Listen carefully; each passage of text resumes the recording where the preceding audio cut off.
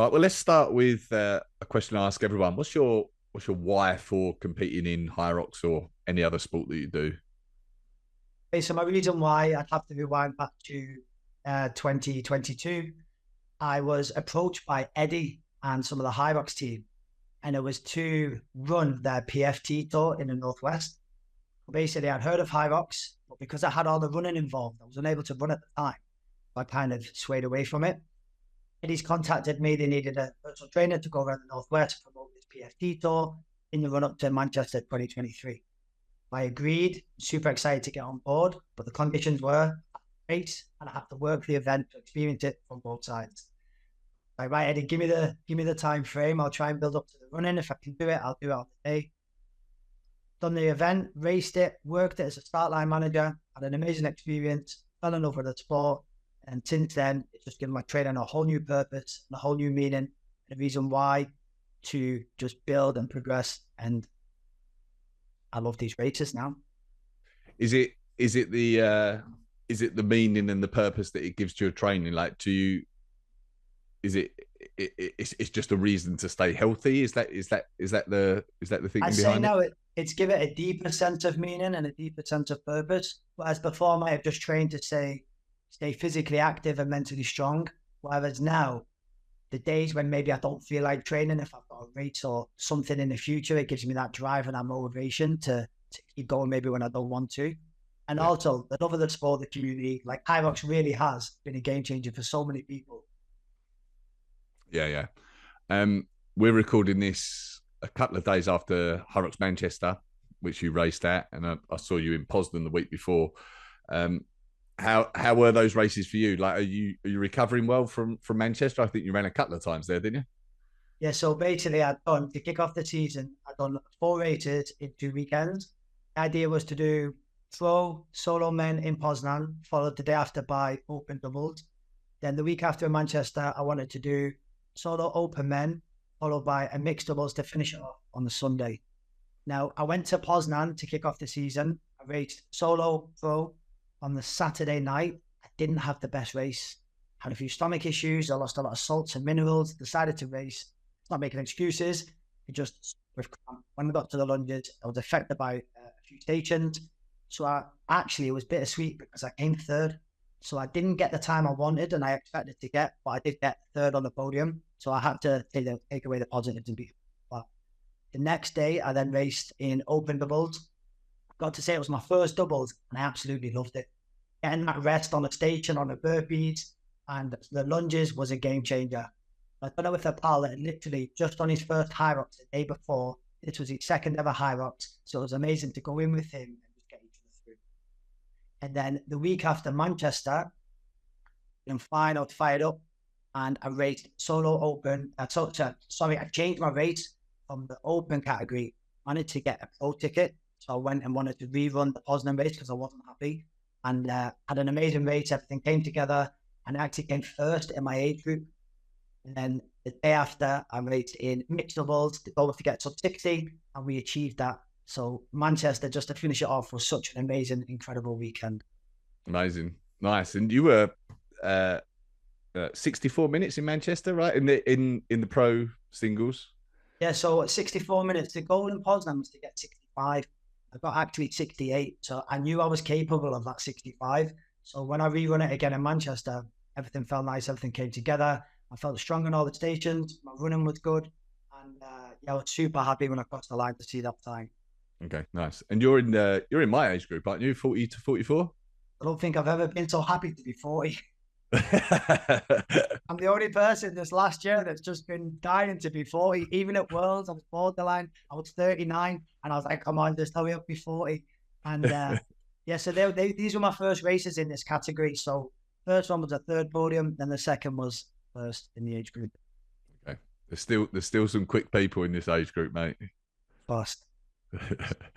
There's a guy called Adam H. Corlett, and I think he's the only person that is unbeatable. The 40 category. He just moved into it now. Oh no. Okay. Okay. Um. All right. So let's talk a bit about you and your background. So let's go back to well, sporting wise, what were you doing when you were young, like or pre-HYROX? What have you done sporting wise? Well, sporting wise, from a background, literally all I'd ever done. So rewind, as a child, all I'd ever done was boxing. I went to the boxing club. I joined the Royal Marines when I was 16, so I left straight from school. So I'd never really been involved in any sports or activities as such. I literally just went to the boxing to keep fit and just to say, keep myself tough. Joined the Royal Marines straight from school, went through the military. And for me, it was always just about fitness and being able to meet the demands of what the Royal Marines required. I never actually competed in any sports. Okay, so when you went to the Marines, like there's a selection process for that. How was that selection process? Was that hard? And presumably you were ready for that at the time. Well, ready for that. I must have been 10 and a half stone piss wet through. I joined straight from school. Literally, I used to get, the corporal used to say to me, "Recruit Hendrie, go to the store with draughts of arms," because I was so skinny. No, look, the Marines, it's tough. It's extremely challenging, but it's a process. And it's designed to physically and mentally break you down, but then also build you up. And I'd say the Royal Marines instilled in me a set of values, morals, and standards expected of a Royal Marine, but also enabling you to adopt a mindset capable of achieving that Green Beret. Mm-hmm. Were there any, like, was there anything during that selection process, or like any drills or anything during the Marines that were like particularly tough, but that you felt like helped to develop the mindset or even maybe stick with you now? Yeah, so in the Marines, it's you've got a commando spirit. So the ethos of commando spirit is courage, determination, unselfishness, and cheerfulness in the face of adversity. So it's these values that still live with me to this day. Now, courage, it's about being able to take action, even when you're scared or you're uncertain, standing up for what you believe in. Determination, it's about that inner drive that pushes you forward to keep going, no matter how cold, tired, hungry you may be. Never give up attitude. Unselfishness, it's about putting others first, being selfless. The more you give out, you will receive back in abundance. And then cheerfulness in adversity, it's about being able to adopt a positive mindset, being able to see the good or make humor or fun of tough, challenging times. That can just help keep morale high and help you deal and overcome with the challenges that life may throw at you. Okay. And was it those that you used? Like, we've had a few military people on this podcast and talked to them about like what's their motivation for getting through all of that and through the particularly tough times, and everyone's got like different answers. Was there like one thing that motivated you when like things got really, really tough that you leaned upon? I think for me, when I joined the Royal Marines, it was a way out of Sunderland, and I wanted to make something of my life and made my parents proud and prove the people who didn't think I could make it wrong. So no matter how tough or challenging things got, I would just visualize wearing that Green Beret every day. I didn't have a plan B. There was nothing to go back to. And no matter how long it took, I was willing to do everything and anything in order to achieve it. Okay. Now, so in the Marines, so you can relate this to sport. And if you like, you have 4 commando tests. So in order to complete Royal Marine training and achieve that Green Beret, you have these 4 tests. And the first one is a 9-mile speed march. You have to complete with kit under 90 minutes. You have an endurance course, which is a 4-mile cross country, followed by a 2-mile run back to camp, followed by a shoot. And then you have the Tarzan assault course, which is high rope assault course, then onto the bottom field in a set time. And then the last one, which probably is the toughest, was a 30-mile speed march in under 8 hours with 40 pounds of kit across Dartmoor. Okay. Training designed and build you up till you reach a level where you're capable of achieving and getting through that. Mm-hmm, mm-hmm. Did you enjoy your time in the Marines? Well, my time in the Marines, like I always look back now with positive memories, and I do think it instilled in me a mindset that has helped me cope and deal and overcome everything I've been through since. I made amazing friends, had great experiences, and for me personally, it was the best thing that I could have done coming straight from school in the situation that I was in. Yeah. When I've spoken to Gareth Timmins on here, he wrote "Becoming the 0.1%." He was in the Marines, and I talked to him about like what separated those from who made it in the Marines and who made it through selection and who stayed in the Marines versus those who didn't. Are there any sort of traits that you can think of in those people that that sort of separated those people? Out of 56 people that started my training, only 11 of us made it through to the end. So guys of all ages, all abilities, from all walks of life, just thrown into the mix. People all join for their own reasons, and people stay for their own reasons too. For me personally, I just always had to remember my reason why. And I wanted life beyond the training. As I say, it's just a selection process. Once you get through that, then your life actually starts as a Marine and you benefit and experience everything training. Mm-hmm. So, but was there, like, for the people that didn't make it through, was there anything obvious about them that, like, you felt like that they didn't have? That was it that they didn't have that one reason why, or anything like that that was obvious to you? Maybe guys, some either got injured or they just realized it wasn't for them and they quit, or that it wasn't what they thought it might be. Some guys struggle with the discipline, some guys struggle with the fitness. A lot of guys struggle with the mindset of just being continuously broken down and run ragged and run to rock bottom. Maybe some people can't cope or handle that. Mm-hmm, mm-hmm. How long were you in the Marines for? So I served just under 8 years, joined at 16 and I left at 24. Okay. And then, so you came out the Marines. What happened next? Well, through the Marines, I served on 4 operational tours. So I served in Iraq as part of the initial invasion. I then done maritime operations off the coast of Iraq. I served in Northern Ireland. And then my last tour was Afghanistan in 2006. So it was after a tour of Afghanistan that I was at the crossroads. Staying, getting keen, going through the Special Forces route, or leaving and going down the close protection route. A lot of my friends were at the time. So I chose the latter. I left and then I pursued a career in close protection. Okay. And tell us more about that life, like in close protection. That's essentially like you're being a bodyguard for the rich and famous. Is that what life's like? But basically, I left the Royal Marines, started off working in and around London, just a bit of networking. Then I got lucky with the contacts that I made, and then I've just entered this exclusive world of the super rich and famous. After some of the world's most richest people and the world's most famous people over a 5-year period, which was some magical times and some great memories and great locations, flying all these exotic places on super yachts. And 4 summers living in the south of France with Elton John. The super yachts in the Caribbean with 2 of the world's most richest families from America. Magical times. Are there any like experiences that stand out that maybe have stuck with you today, like good or bad during that period? To be honest, there's a lot of memories there that it was just the times that I'd spent, like in Nice. I'd done 4 summers there, and what was magical about the World Championships this year was the last time I was in Nice was in 2012, and it was on one of my last summers with Elton John. And how everything came full circle that the World Championships was in Nice. I qualified on my first race of the season. We'll go into about my license, but my license expired a couple of months before, so I was able to travel. And then it came full circle. I was at to go back to Nice, where I used to live and have all these fun memories, and then experience HYROX and the World Championship there. Yeah.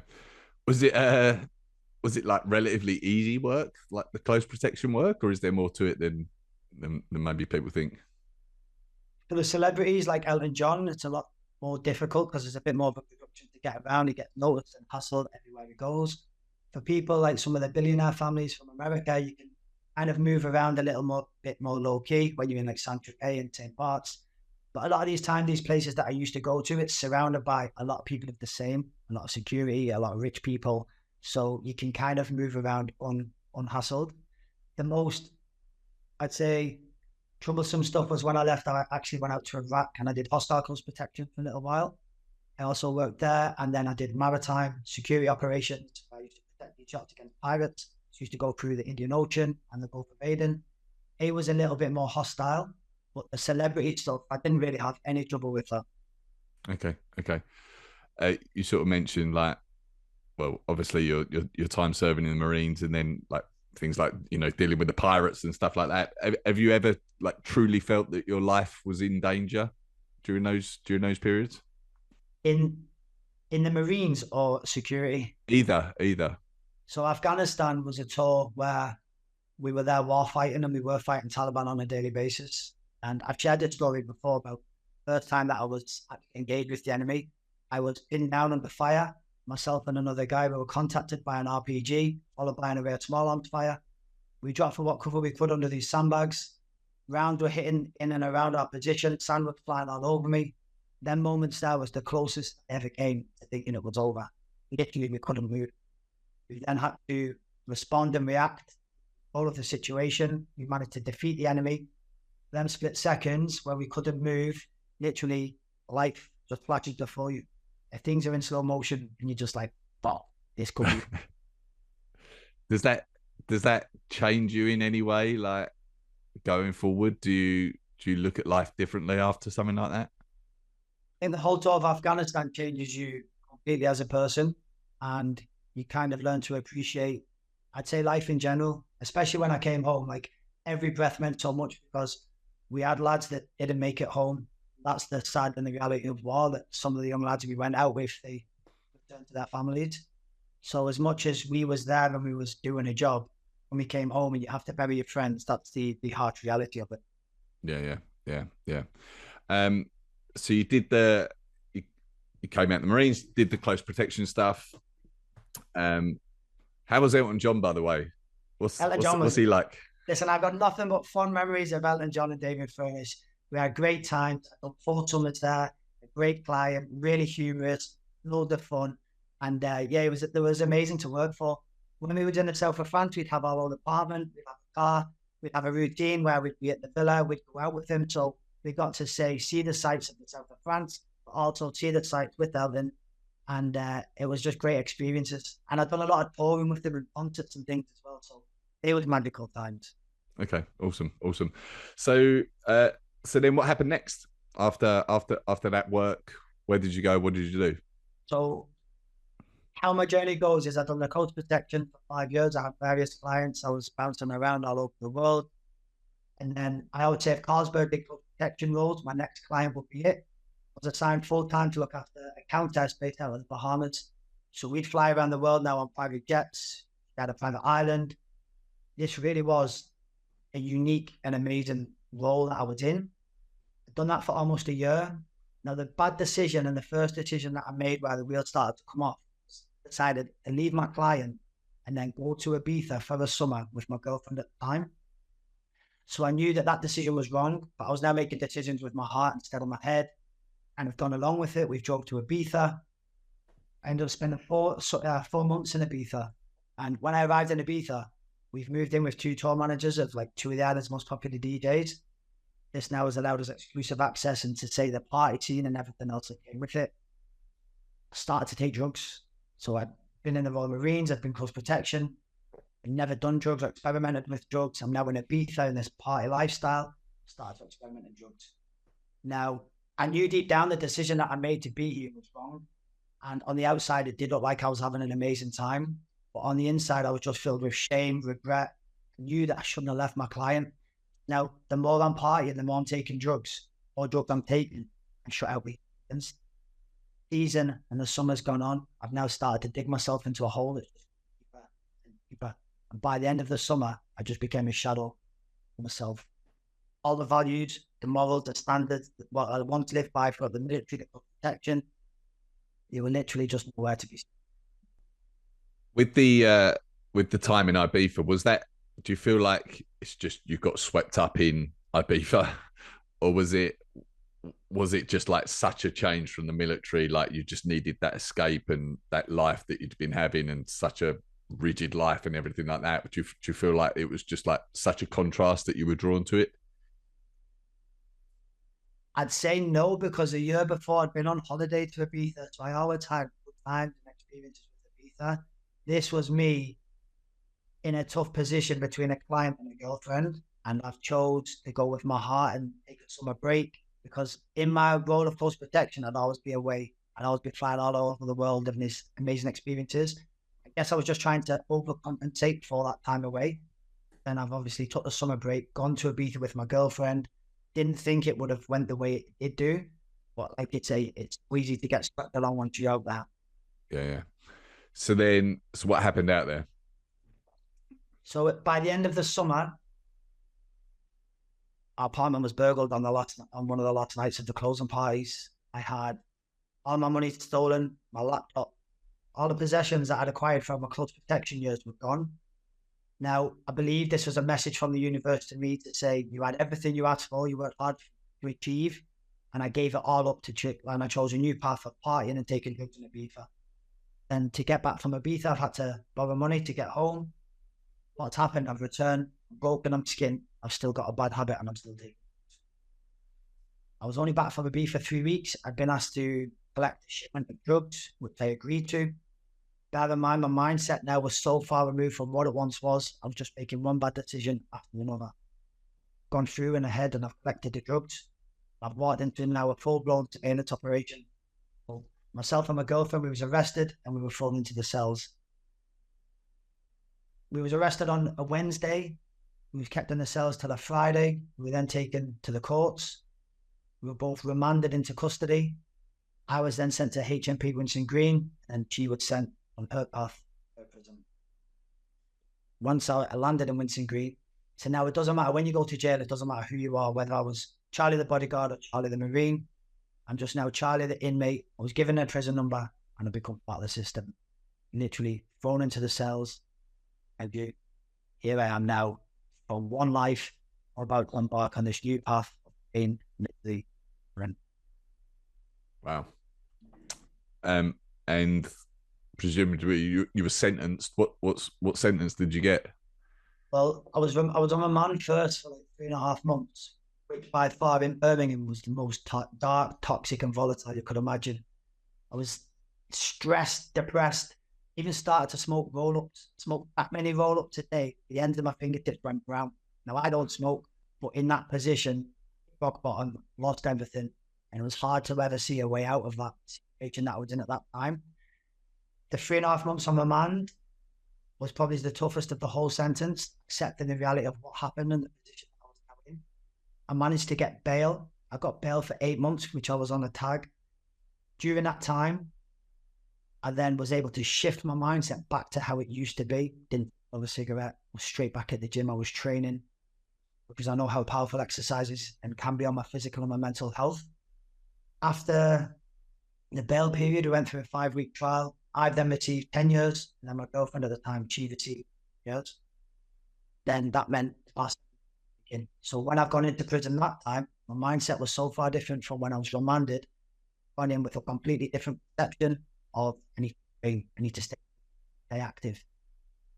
Focus on each day at a time and able to get through this challenging, difficult sentence that I've been given, but to get through it, come out the other side, be able to put it behind me. Okay.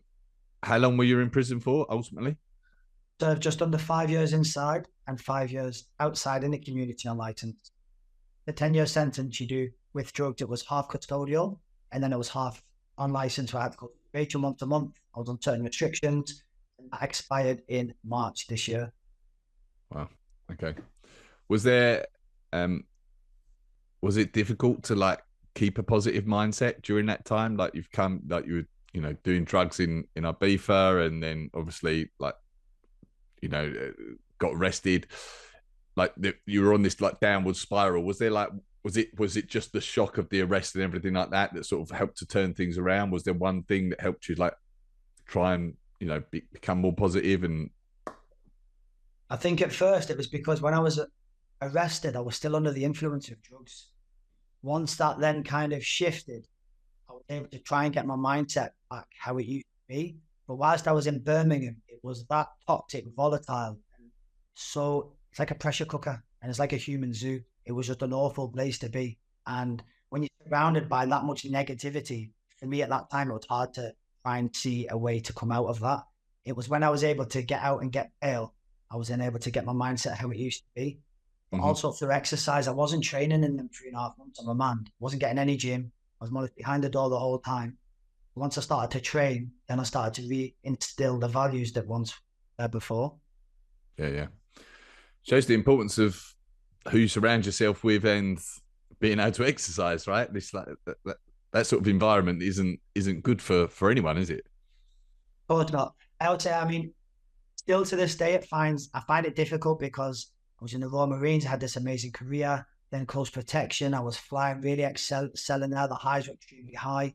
Then to make one life-changing decision that led me on a completely different path, then now have the stigma attached to me with drugs. But now I've managed to maybe hopefully turn that around and come out the other side.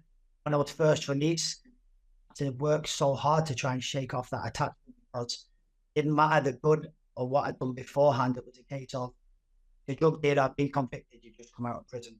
But it was me then trying to rebuild my life and trying to put all that behind me. Yeah. So you came out, you got into personal training, fitness, like as soon as you came out, you were doing coaching, everything like that straight away, were you? Well, when I was inside, I knew I couldn't go back to my old life of protection. So I had to then discover a new purpose. Stay a person without purpose is like a runner, just drifting with no destination. I knew that when I got out, I'd have to find a new purpose. Now, I wanted to turn my passion for fitness into my purpose. Whilst I was inside, this is the positive that came out of the prison sentence. I was able to complete my level 2 and my level 3 personal training qualifications. I knew that once I was released, I would then pursue down that path of being able to stay fit, active, help people and coach people. And then that would be my new purpose in the fitness industry. Okay. And it's presumably at that time is when you discovered HYROX, is it? No, not at all. So HYROX didn't come around until 2022. I was released in March 2019. No clients, no classes, started in a brand new gym. Loving that. We were thriving. Everything was going extremely well. Then all of a sudden lockdown hit. So then when lockdowns hit, I'd only been out of jail about a year. So for me, then I had to adapt. So a new opportunity that began to do live workouts. At the time, I was then doing live workouts on the drive, day in, day out. I was sending all workouts to this WhatsApp group we had. As that progressed through the months, I then sold the summer plan. The money I used off that, I turned my garage into a gym. And I got an app, and that's where Commando Charlie literally was born, from lockdown. Okay, awesome. All right, let's talk about your HYROX experiences. Like, obviously, we've touched on Poznan and Manchester, and like 104 at the pro in Manchester. You won the age group. It's very good. What was your first race like? Did you immediately take to it? Were you very good from the start? So my first race was that one in Birmingham in 2022. I got a 109, and I think I was going into that thinking I could win it with 7 weeks training. I'd only ran one 5K road. I was only able to run on a treadmill because of issues. Before that, I hadn't ran for 2 years and tried to then rebuild the running back just to be able to do that race. Got to the Londons, and I got the worst cramp like ever. So I managed to overcome that, finish the race on a 109. And then from there, I think I was just hooked because I just wanted to improve and just get better. Yeah, that's open you did. Yeah, so that was open. I never done pro until my first pro race was Manchester, January 2023. Okay. All right, nice. So in terms of your training for HYROX, what's changed over time? Like, you've been in it a couple of years now. Have you changed your opinion on how someone should train for HYROX, or has it just been the consistency that's led to the improvements? I'd say consistency, but with me, I was always good at the stations. Because of my lack of running, I always then found it hard to build up the running. So for me, that's always been the area that I've needed to work on. And last season, I just had niggles, injuries, and setbacks. Never able to fully progress and really find that level that I was after. But since Nice, I've been able to build on the running and really, really make headway now. So that's how things seem to be coming together. My station works strong. It's just being able to run faster and then run faster under speed. Have you, like you mentioned, the niggles and injuries and things, have you changed anything in your training to help minimize the chances of those, or it's just been like a good period that you've had? I think the mistake that I made in the beginning was trying to do too much too soon. Basically, the mistake that I see, what I made and a lot of people make, is you see people that are on different journeys that are maybe years ahead of you, that have come from marathon training and other endurance events. See social media, what people are achieving or putting out there in the workouts. You're looking around and you're trying to then maybe rush the process from where you're at. And I think that's the mistake I made. I tried to maybe force too much too soon and tried to get too fast too quick. And my back, I had to lose my knee. I tore my hamstring 3 weeks before a race. So I was just always hindered going into the races in that season. Yeah.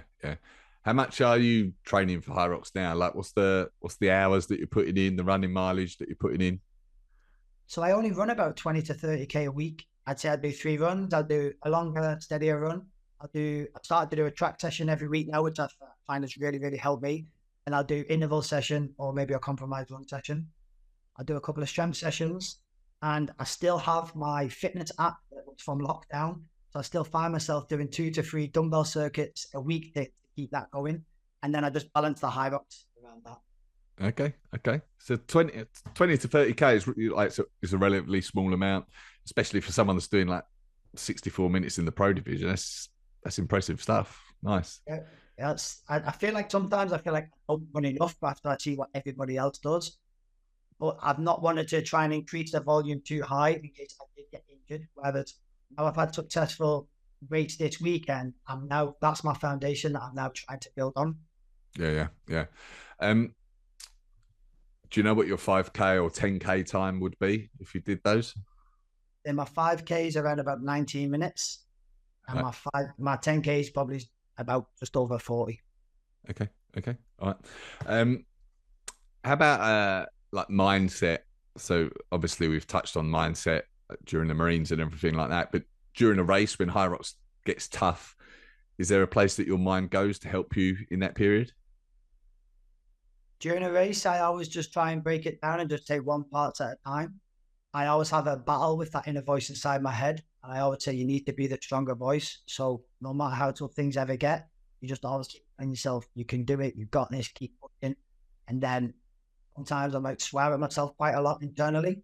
But no matter how tough things get during a race, I always remember I've always been through worse. And it is only a race, only a sport. And then once I've experienced things like Afghanistan, prison, trauma, loss, when you draw upon them things during a race, it makes it a lot more manageable, doable to think, take a short-term temporary pain. I keep pushing through, it'll be over soon. Yeah. Burpees don't seem so bad when you've been to Afghanistan. Oh, no. Tell you what, though, burpees in a double, give me that all day now.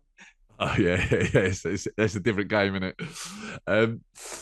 What's your have you got a favourite HYROX moment that you've had so far? Well, we touched on Nice earlier. Nice was amazing how everything come full circle. That my license finished in March, I was able to travel to Nice. But because my sporting history literally is only a couple of years, and I'll just keep it HYROX, I'd probably say this weekend in Manchester, how it's symbolic. It was my 11th HYROX race.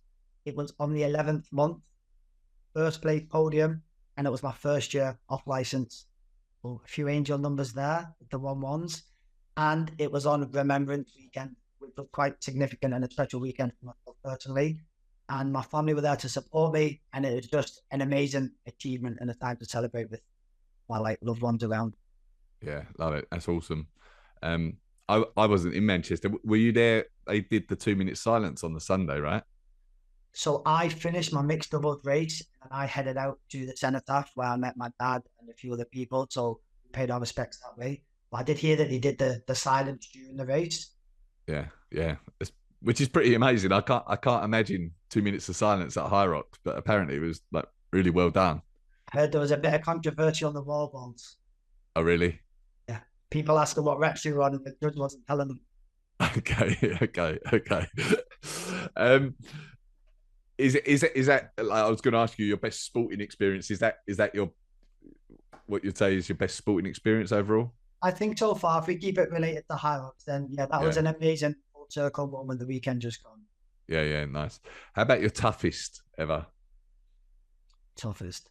I'd say it's probably got to be them commando tests as a young 16-year-old, going through them arduous challenges in order to achieve that Green Beret. I don't think I've ever done anything as physically or as mentally demanding as yeah. I remember Gareth Timmins again talking about, I think they had I can't remember what, a cold and dry routine or something like that. It was like Yeah. And like, I think he said that was one of the toughest things that they did. Would you agree with that? The wet and dry is that literally breaks people. Can you imagine middle of December or January, ice cold, you've been put in a river, you go back to your positions, you've got to lay up, you've got to get out all of your wet clothes, put your dry clothes on, Then someone comes to shake you maybe a few hours later to do the century routine. You have to literally peel back on the wet clothes and go to lie there, shivering cold with all this wet kit back on. Yeah, that's pretty awful.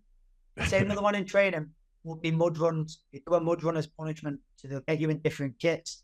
You're outside Livingston in the big estuary, and it's just mud, slack, bog, and you literally, as you stand in it, you put your knees, and they just thrash you for hours in there until people are just opting out, and they just keep going and keep going. Wow. What's the best piece of advice someone's given you or you've discovered while training for HYROX? I just say don't compare your journey to everybody else's. Don't rush the process. Don't try and do too much too soon. Focus on your strengths, what you can do. And as I said, don't try and overdo it, overcomplicate it, and just focus on yourself and try and shut out the noise of everybody else's journeys. Nice. And then last of these questions, if you could plant one idea or piece of advice in the mind of everyone listening, what could it be? And it can be anything. I'd say this: life is tough. You'll all experience challenges, setbacks, and failures, and you'll all make mistakes. Life's journey. But what will truly define you and what truly matters is how you come back from them. So no matter how many times that you fall or you fail, just always make sure that you rise even stronger. Because with the right mindset, resilience, and mental strength, you can overcome most anything.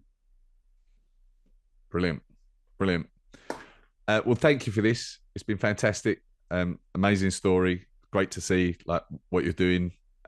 Brilliant stuff. And I just wanted to ask as well, are you doing, I know you're doing like your coaching and everything like that, but you do like some hiking sessions as well with people, right? Yeah, so I've got a hiking group called Commando Adventures that I run with my friend. And every month for the past few years, we've been taking people up to the Lake District, Peak District. We do hiking, we do camping, we get in cold water. Literally, we've built up this amazing community where we just all come together and seek the sense of adventure. Okay, nice. And if people want to find out more about that and find out more about you and your coaching, where should they go? So you can find me on Instagram as Commando_Charlie. I run the hiking group, which anybody is welcome to join. I have a WhatsApp group that I'll add you to, and you can join anytime on them. I'll put all data information in. I do coaching, online coaching as well. So any inquiries for coaching, just message me on there or fill in the inquiry form that I have. And yeah, I'll see you at a HYROX race real soon. All right, nice. What are your race plans? Have you got any more races booked? I'm scheduled to do Manchester at the end of January. I might try and get London at the end of the month. If not racing, I might try to come and support and maybe volunteer.